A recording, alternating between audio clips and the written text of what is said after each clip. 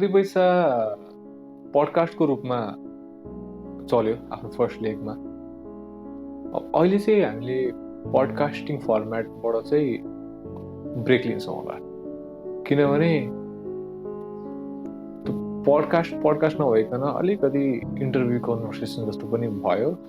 अनि अहिले मान्छेहरूसँग त्यति पेसेन्स नै छैन जसले चाहिँ 1-1.5 घन्टा लामो मान्छेहरूको पर्सनल स्टोरिज सुनेर बसोस्। आफ्नै कन्टेन्टहरू रिभ्यू गर्दाखेरि it felt like we were glorifying individual egos right now. यो गर्न मन छैन मलाई इन डकुमेन्ट्री स्टाइल। यस्तो स्टोरिजहरू ल्याउन चाहन्छौँ कि हामी, जुन चाहिँ अहिले हामीले इन्टरनेटमा देखेको छैनौँ नेपालको कन्टेक्स्टमा। अब हामी पोडकास्टमा मात्रै सीमित हुँदैनौँ भन्ने त अब सायद यही भिडियोले पनि अलिकति त्यसमा एउटा सङ्केत गरिसकेको छ। सो हामी फर्मेट अगेन अलिकति आफ्नो ढाँचाले आफ्नै फर्मेट क्रिएट गर्न खोजिरहेको छौँ।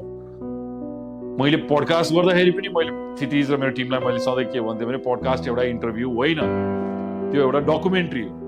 दुईजना मान्छेहरूको बिचमा जे जस्तो किसिमले त्यो संवाद हो त्यसलाई हामीले र क्याप्चर गरेर चाहिँ हाल्ने हो भनेर त्यसलाई सधैँ मैले एउटा डकुमेन्ट्री को रूपमा अनफिल्टर्ड, अनएडिटेड,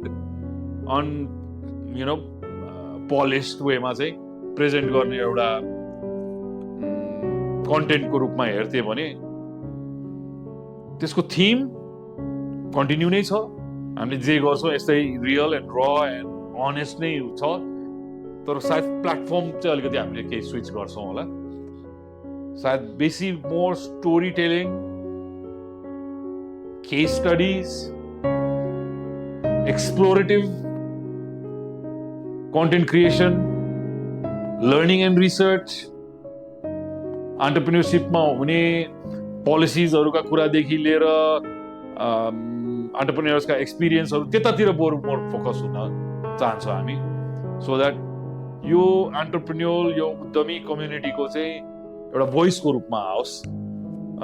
र हामीले अब अहिले इमिडिएटली यो भनेर लङ टर्म मैले गरेका छैनौँ, हामी स्टेप बाई स्टेप जाँदैछौँ। सो फर्मेट डेफिनेटली चेन्ज हुन्छ, तर style, our integrity and honesty is still intact.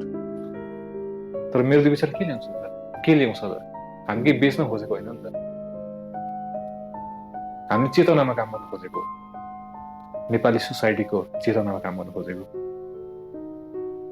Economic अपलिफ्टमेन्टको कुराहरू गर्छौँ हामी, युथ ओरिएन्टेड कन्टेन्टहरू बनाउँछौँ, जसले गर्दा चाहिँ एउटा नेपालीले नेपालमै स्वाभिमानका साथ नेपाली भएर बस्न पाओस्। यो कुरा हो मेरो दुई पैसा भनेको। यो कुराको थट हाल्ने काम चाहिँ मेरो दुई पैसाले गर्छ। त्यतिखेर हामीले भ्याल्यु क्रिएट गर्ने तर प्लेटफर्म र फर्मेट चाहिँ अर्काको लियौँ अथवा अर्काले गरेको प्लेटफर्म चाहिँ ओ यस्तो हुँदो रहेछ होला भनेर बरु अब चाहिँ हामी आफ्नै एक्सप्लोरेसनमा जान्छौँ हामी, जुनमा चाहिँ साँच्चीकै एउटा एन्टरप्रेन्योर नेपालमा हुनु पर्दाखेरि चाहिँ कस्ता कस्ता भोगाइहरू हुँदो रहेछ, कस्ता कस्ता स्टोरीहरू छन्, कस्ता कस्ता इन्डिभिजुअल केस स्टडिजहरू छन्। सक्सेसका मात्रै कुरा छैनन्, फेलियरका कुराहरू पनि लिएर आउँछौँ हामी। अहिले हामी दुईजना मिलेर काम गरिरहेछौँ। द मोर वी ग्रो, मसँग टिम पनि बढ्दै जान्छ भने झन् मेरो काम र क्षितिज र मेरो यो एफर्ट चाहिँ झन् मोर परिपक्व, more refine and more focused and more value driven हुन्छ जस्तो लाग्छ। सो तपाईँहरूको साथ सहयोग माया भयो भने अहिले यी दुईजना दाजुभाइले गरिरहेको काम निकै ठुलो बन्दै जान्छ भन्ने मेरो आशा छ। इमान्दारीका साथ हामी एउटा आफ्नो बाटो खोज्दै निहाल्दै, कसैको देखेको कपी पेस्ट गरेर अथवा मिमिक्री गर्नु एउटा ठाउँ, नक्कल गर्न पनि अक्कल चाहिन्छ भन्छ होइन। सो कसैलाई मिमिक गर्दै होइन कि बरु आफ्नै भोइस क्रिएट गर्दै अगाडि बढ्छ मेरो दुई पैसा।